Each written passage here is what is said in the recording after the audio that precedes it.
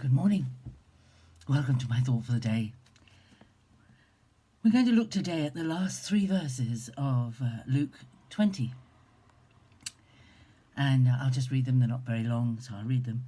And in the hearing of all the people, he said to the disciples, "Beware of the scribes who like to go about in long robes and love salutations in the marketplaces and the best seats in the synagogues and the places of honour at feasts, who devour widows' houses and for a pretence make long prayers.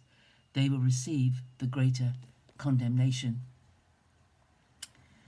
Now the scribes were a group of people, often they're linked, it talks about the scribes and Pharisees, rather than the Pharisees and Sadducees, which were quite a distinct religious group. A Pharisee might well be a scribe, and a scribe might well be a Pharisee, but there would have been scribes that were not Pharisees and Pharisees that were not scribes. It sounds very complicated, but it's not. It's quite simple, really. But the scribes were originally people whose sole task it was to copy out the scriptures, to make new copies of the scriptures, rather like the monks in the Middle Ages who, before the printing press was invented, when every book or every piece of writing had to be copied, and there were those monks who specifically copied the Bible by hand, letter by letter. It was a very meticulous task, very, very carefully undertaken, because they did not want to make any mistakes or miss out a letter or anything. They were very, very careful, very studious people. And it developed from there, as the majority of the population could not write or read. If you were going to get married and you needed a document to prove your marriage, a marriage certificate we'd call it now, the scribe would be engaged to write out the document that you wanted written out. They had a particular role in the life of the community.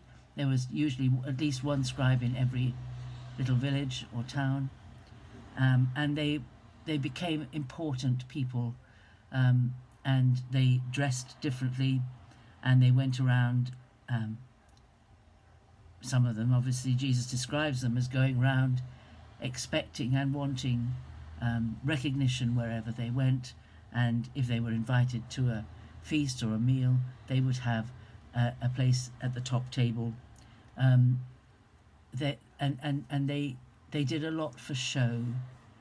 They were not religious leaders, but they obviously did sometimes pray aloud in front of people, and they just made the most of people's admiration for their learning and their understanding of the Bible. They did know the Bible well. They were not quite the same as a rabbi, but they were a well-to-do people. So why did Jesus condemn them? For hypocrisy, for wanting, for pride, really, for wanting to be recognized, for enjoying being important, and because humility to Jesus is very important. That we should not do what we do for the Lord so that people see what we do. We shouldn't do it for that reason. We shouldn't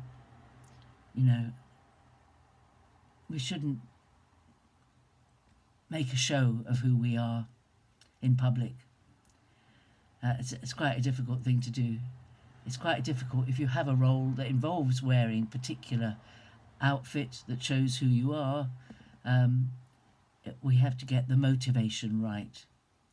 I mean, we can't tell every policeman not to wear a policeman's uniform because they need to be recognised by everybody for who they are. But if they strut about and the only thing they want to do is for people to say, "Oh, there's a policeman," that's the heart is wrong. It's the heart Jesus is concerned about, isn't it? It's why we do things, what's in our heart.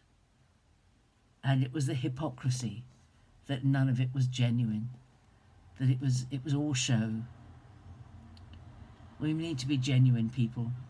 And when we're leaders have a greater responsibility for how they do the things that they do, how they carry themselves when they are in a public place. It's all about what's going on inside, isn't it? And Jesus said to his disciples, beware of the scribes. So we have to be careful not to emulate people who are not genuine. We need to discern if someone is putting on a show. It is perfectly possible for someone to pretend to be a really wonderful disciple of Jesus when in their heart nothing has ever changed. There are people around like that who make a wonderful show of the performance they give in whatever role they have within the fellowship. Beware, beware, beware. Let everything you do be genuine. Let everything that you do be honouring to the other people involved, not to yourself. Don't look for honour to come to you.